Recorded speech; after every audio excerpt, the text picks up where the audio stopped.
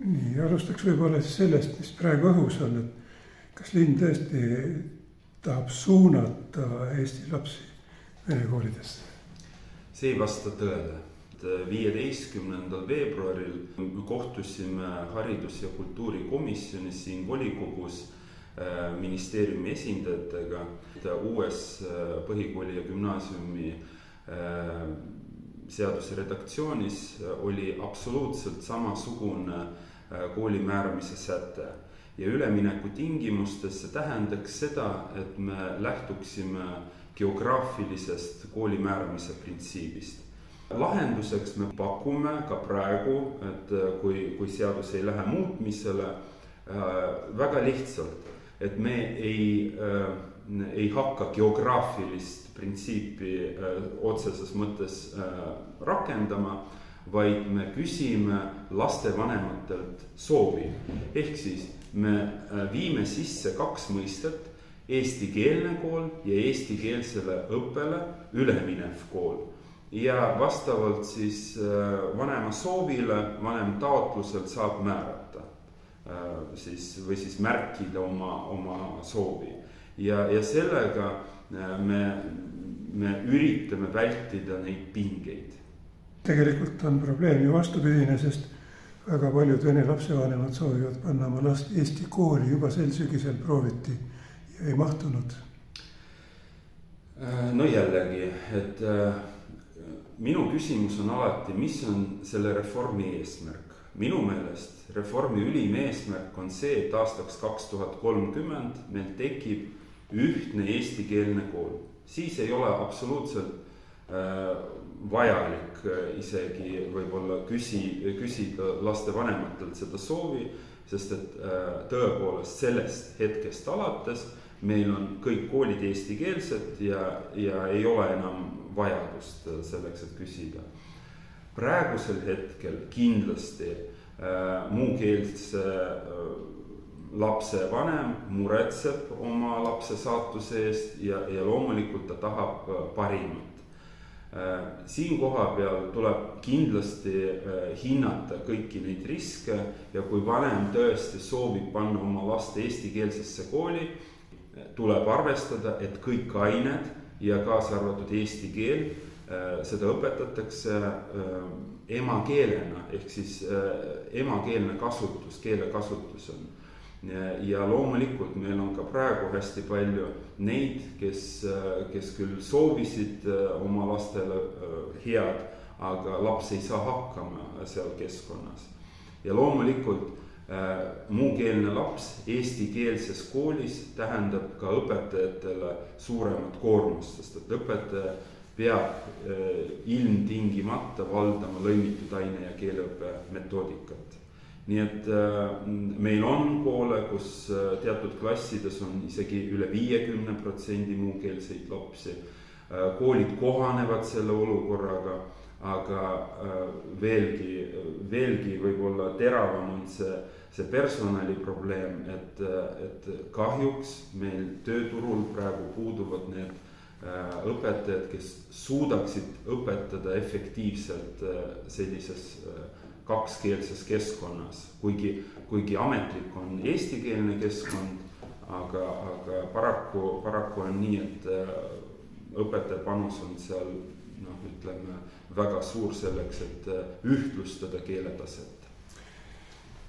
Ma lugesin nüüd Tallinna seda eestikeelsele õppele ülemineku tegevuskava ja seal ongi üks punkt, selge punkt on õpetajate leidmine. Ja ma võtan sealt ühe märksõna, mis on spetsialistist õpetajaks. Ja. Mida see tähendab? No me näeme, et hästi palju uusi õpetajaid tegelikult ei ole õpetajaks õppinud. See tähendab seda, et neil puudub pedagoogiline ettevalmistus ja see on tõesti lisakoormus ka koolide jaoks. Selle konkreetse programmi disainimine praegu aktiivselt käib, et me praegu disainime seda programmi, et me näeme suurt potentsiaali, me ei taha omalt poolt luua mingi eraldi seisvat sellist noored koolid noored kooli programmile sarnast programmi, vaid me tahame hästi kompaktselt pakkuda nendele inimestele, kõrgharitud inimestele sellist väga kompaktset pedagoogilist ettevalmistust, et võtta koolidelt seda koormust ära, sest et hetkel koolid ju pakuvad tuge nendele õpetajatele. Loomulikult koolid edaspidi jätkavad ka, aga me näeme suurt potentsiaali kasutamaks neid inimesi, kes praegu linnasüsteemis töötavad, need on kõrgharitud inimesed, kellel on valmisolek näiteks tulla osalise koormusega õpetajaks. Tööturul me näeme, et on hästi palju kõrgharitud spetsialiste, kes võib-olla muudes valdkondades ei leia endale rakendust ja seetõttu see programm tingimisi jaguneb 3. Ehk siis, kui me leiame sellist kõrgharitud spetsialisti, siis on vaja koolitada, ehk siis koolitamine, siis sõna otseses mõttes linna panus nende spetsialistide palkamiseks, et lisavahendid palkadeks. Ja 3. valdkond, see puudutab kõiki koole, on abiõpetajate ressurss või siis õpetajate assistentide ressurss. Et sellest programmist kujuneb nii-öelda 3 suunda: koolitamine, õpetajate ressurssi otsimine ja abiõpetajate ressurss. Abiõpetajad saavad ka siis samasuguse koolituse? No natukene teistlaadi koolitus peab olema õpetajate abidel või siis abiõpetajatel, sest et seal on võtmeküsimuseks see koostöö, et abiõpetaja peab teadvustama enda rolli seal õppekeskkonnas. Siis on üks märksõna keskne värbamistugi õppeasutustele. Jah, et jällegi, et paraku sõltumata sellest, et me hästi palju räägime sellest, et meil õpetajad puuduvad, tegelik olukord on selline, et see inforuum ei soosi uute õpetajate tulekut koolidesse. Sest et paraku on õpetajate puuduse probleem on kajastamised negatiivses foonis, ehk siis õpetaja töö on raske, on hästi palju läbipõlemist ja nii edasi. Meie tahame esile tuua õpetaja ameti positiivsed küljed ja selleks me panustame linna värbamiskampaaniasse.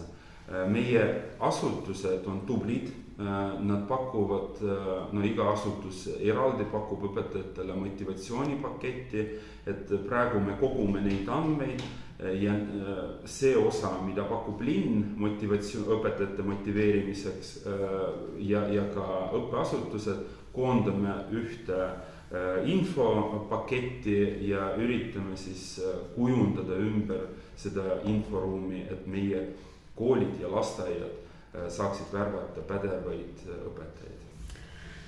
Nii, siis uute õpetajate värvamise kõrval on järgmine väga suur ja oluline ülesanne on olemasolevate õpetajate õpetamine. Ja siit ma leidsin niisuguse märksõna nagu keelerendeprojekt. Mis see on? Jällegi, kui me kaardistasime olukorda, siis tuli välja, et meie haridusvõrgu potentsiaal on suur, ehk siis sisuliselt 2024. aasta ülemineku esimeseks faasiks meil on kõik õpetajad potentsiaalis olemas. Selleks, et esimesel aastal sihtrühma õpilased viia üle eestikeelsele õppele. Olemasoleva õpetaja ressursiga me peaksime mitte ainult arvestama, vaid neid toetama selleks, et see üleminek oleks sujuv, selleks, et ei tekiks tagasilööke. Mistõttu, arvestades jällegi toetudes objektiivsetele näitajatele, meie õpetajad tublisti õpivad praegu eesti keelt. Et see on hästi oluline. See on hästi oluline ka meile, see tähendab seda, et me peaksime pakkuma nendele õpetajatele toetavad eestikeelset keskkonda. Juba praegu on käivitunud selle esimene faas ehk siis piloteerimine, milleks me seda teeme, me peame see on vajalik selleks, et esmalt vaadata, kas meie esialgne plaan ikkagi on selline, mis nagu saab järgmisel aastal täies mahus realiseeritud ja teine asi on vaja hinnata, kas meie eelarvestamise mudel, mida me pakkusime, kas see on nagu õige või siis me peame seal korrektiive sisse viima. Kuhu siis rännatakse, miks on niisugune nimi projektil? Selle projekti tööversioon on pakutud ekspertkomisjoni poolt, kes seda tegevuskava esialgset versiooni pakkus. Ja kuidas öelda, tõepoolest rännatakse, et venekeelsest õppeasutusest õpetaja läheb nii-öelda stažeerima eestikeelsesse õppeasutusse. Seal on tema jaoks mentor, programmi raames on ette nähtud ka mentoritasu, ehk siis me motiveerime eestikeelseid õpetajaid siis võtma endale lisakohustused ja lasteaedade puhul see on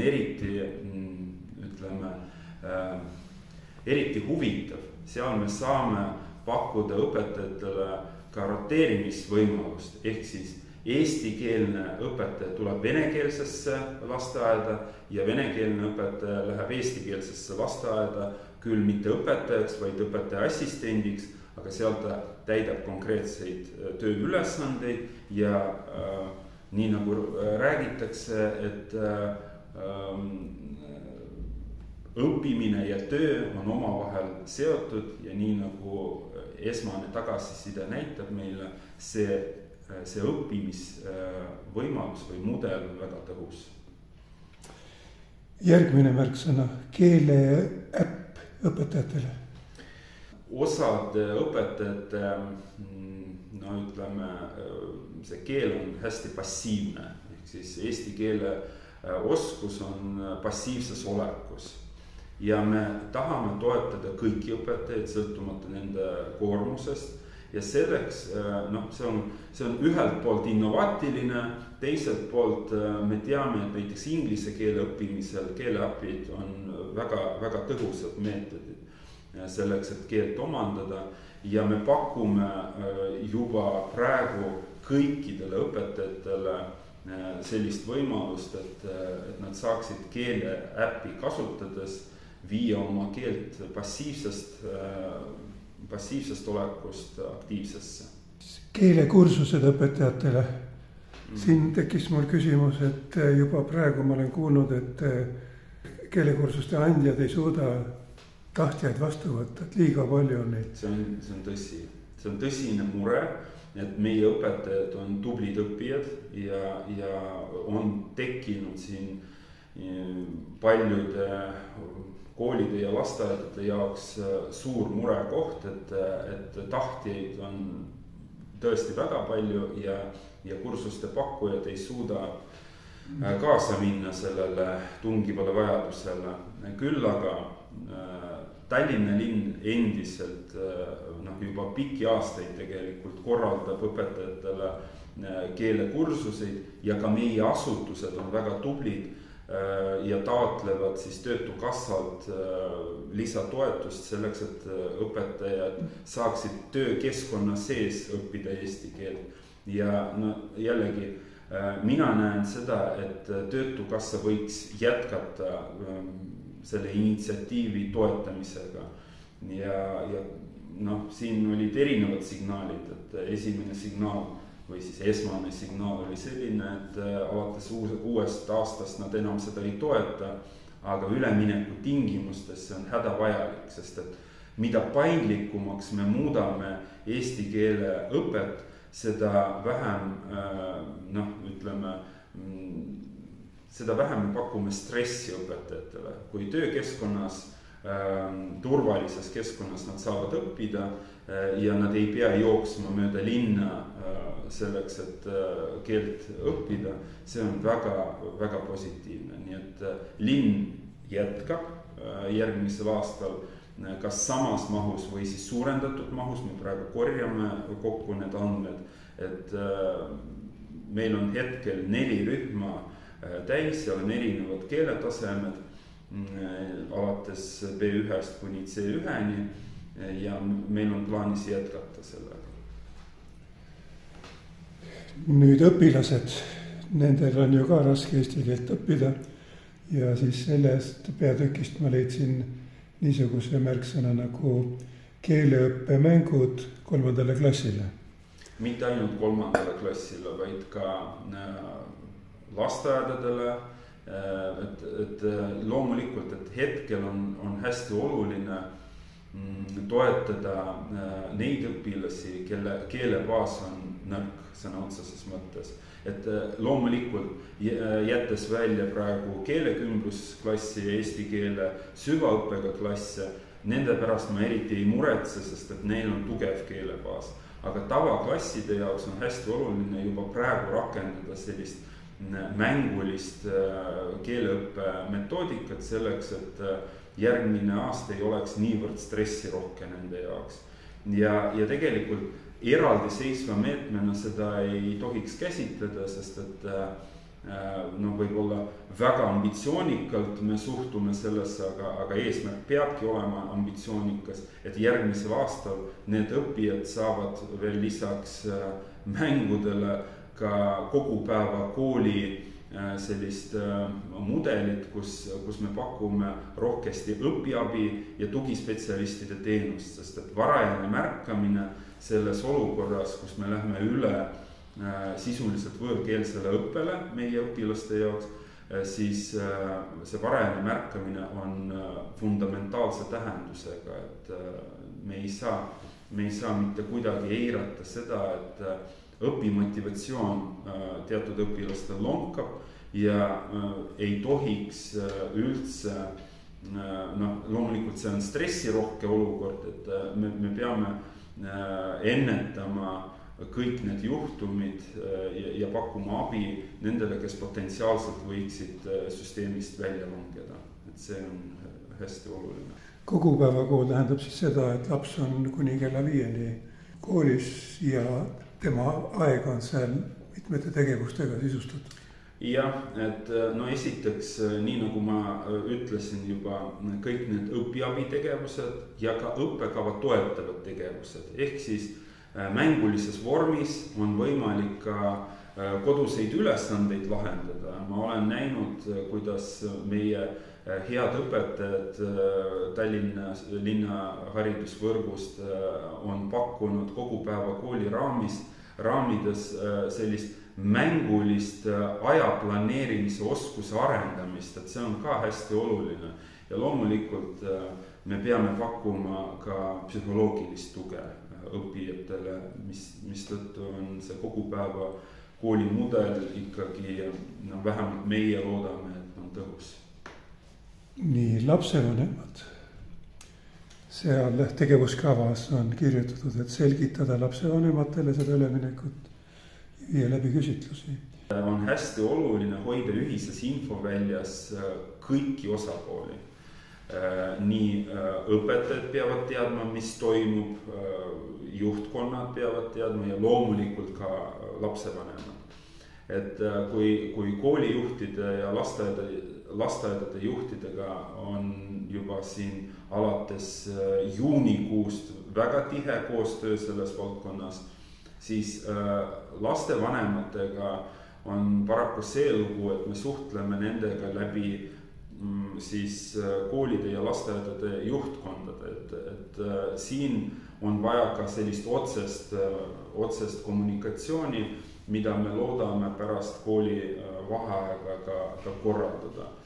Tulevad vastavad kirjad, eelkõige kirjad me teavitame lasteaedade lapsevanemaid, et see on hästi oluline selleks, et et täita seda, ütleme, infovaakumit, mis paraku võib juhtuda ja kui jälgida seda ülemineku meediakajastust, siis paratamatult praegu tekitab hästi palju stressi just poliitiline võitlus, mida tahaks tegelikult vältida selleks, et üleminek oleks sujuv.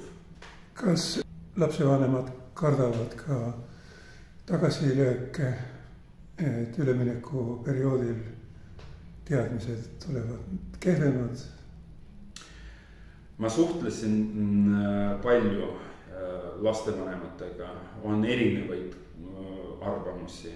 On neid, kes arvavad, et nende laps saab hakkama, on neid, kes arvavad, et laps ei saa hakkama ja ka temal puudub see võimalus toetamiseks. Just seetõttu me oma tegevuskavas keskenduksime nendele tugimeetmetele, mis võimaldaksid võimalikult palju koolis ära teha, et vanem ei peaks eraldi mingisuguseid ma ei tea, toetusmeetmeid rakendama, kuigi vanema roll selles üleminekus on väga tähtis, et vanem peab pakkuma kodus turvalist õpikeskkonda, sest et kui vanem on ärevil, siis loomulikult see ärevus kandub edasi ka lapsele ja selle tegevuskava valguses on plaanis kohtuda ka otse vanematega. Aineõpetajana ma tean, et esialgu kõiki õpitulemusi, mis on õppekavas lahti kirjutatud, ei ole võimalik saavutada. Ja ei ole võimalik ka nõuda õpilastelt nende saavutamist, mistõttu üleminek kui taoline saab olema selline, ütleme,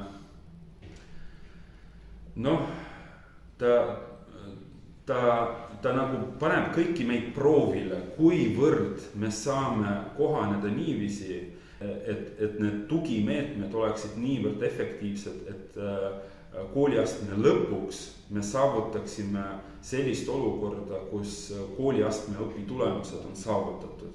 Ja see on väga kriitiline moment, me peame mõtlema selle peale, et üleminek iseenesest ei tohiks avaldada mõju hariduse kvaliteedile, mistõttu need eesmärgid on küll ambitsioonikad, nende suunas tuleb liikuda, aga tagasilöögid on paratamatud ja me peame üheskoos mõtlema, kuidas me koondame kogu seda ressurssi selleks, et hariduse kvaliteet ei langeks. Nii et tõhusad tugimeetmed peavad olema. Ja siis esimestel aastatel peab ka väga kannatlik olema ja endale teadvustama, et kooliastme lõpuks ikkagi tuleb kõik saavutada. No see on ideaalne olukord, aga küll me näeme, mis see endaga kaasa toob. Et ma veel kord ütlen, et see kogupäeva kontseptsiooni rakendamine on vajalik ennekõike selleks, et mõõta, monitoorida lapse seisundit selles üleminekuprotsessis. Ja loomulikult ei tohiks unustada õpetajat. Õpetaja on võtmeisik, ülemineku võtmeisik. Õpetajal peab olema adekvaatne koormus ja selle adekvaatse koormuse eest ta peab saama, ütleme, head palka, selleks, et ta oleks loov, selleks, et ta saaks erinevaid õpistrateegiaid rakendada ja nii edasi.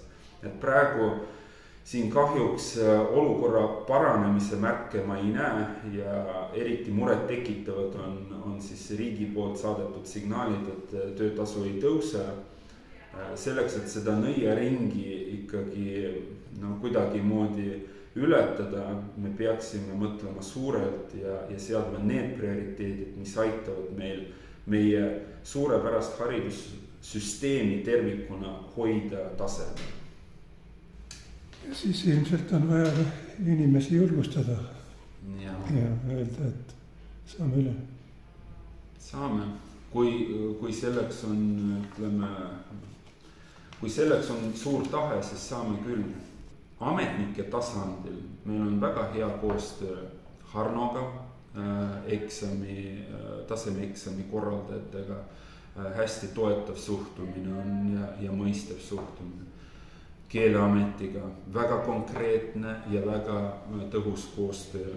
Ministeeriumi ametnikega on ka, ütleme, ma ei ütleks, et väga hea, sest et me paraku ei saa seda õiget infot kätte, aga vähemalt toetav suhtumine on.